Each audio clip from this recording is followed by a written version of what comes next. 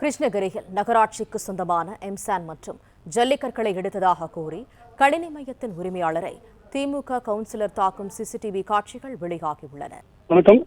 கிருஷ்ணகிரியில் கணினி மையத்தில் நுழைந்த திமுக நகராட்சி கவுன்சிலர் அந்த கடையின் உரிமையாளரை தாக்கும் காட்சி சிசிடிவியில் பதிவாகி பரபரப்பை ஏற்படுத்தி இருக்கிறது. அதாவது கிருஷ்ணகிரி நகராட்சிக்கு உட்பட்ட 33வது வார்டு திமுக கவுன்சிலராக இருப்பவர் சீனிவாசன். இவர் LIC அலுவலகம் எதிரே உள்ள அபய் நகர் பகுதியில் சிமெண்ட் சாலை அமைப்பதற்காக அந்த பகுதியில் எம்சாண்ட் மற்றும் ஜல்லிக்கற்களை கொட்டி வைத்து சிமெண்ட் சாலை பணிகளையும் செய்து முடித்துள்ளார். இந்த நிலையில் மீதமிருந்த எம்சாண்ட் மற்றும் ஜல்லிக்கற்கள் அந்த பகுதியிலேயே இருந்துள்ளது. பின்னர் அவரிடம் கேட்டு அந்த பகுதியில் இருந்தவர்கள் மற்றும் அந்த பகுதியில் கடை வைத்திருப்பவர்கள் என அந்த எம்சாண்ட் மற்றும் ஜல்லிக்கற்களை எடுத்துச் சென்று அவரவர் வீடு மற்றும் கடைகளின் முன்பு பள்ளமாக இருந்த பகுதிகளை கொட்டி தாங்களாகவே சமன் செய்ததாக கூறப்படுகிறது.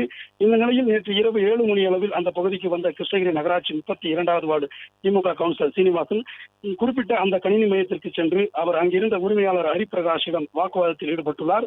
யாரை கேட்டு எம்சாண்ட் மற்றும் ஜல்லிக்கற்களை பயன்படுத்தினார் என கேட்டதுடன் ஆத்திரமடைந்து ஆபாசமாக பேசி அவரது கன்னத்தில் அறைந்துள்ளார். இதுகுறித்து ஹரிபிரகாஷ் அவரது தந்தைக்கு தகவல் கொடுத்ததன் பேரில் அவரது தந்தையின் சம்பவ இடத்திற்கு வந்துள்ளார். அவரையும் சீனிவாசனின் ஆதரவாளர்கள் கட்டையால் தரமாரியாக தாக்கும் வீடியோ காட்சிகளும் அங்கிருந்த சிசிடிவி கேமராவில் பதிவாகி இருக்கிறது. தற்பொழுது இந்த சிசிடிவி காட்சிகள் சமூக வலைதளங்களில் வைரலாக பரவி பரபரப்பை ஏற்படுத்தி வரும் நிலையில் இது குறித்து கிருஷ்ணகிரி டவுன் போலீசார் விசாரணையை மேற்கொண்டு வருகின்றனர்.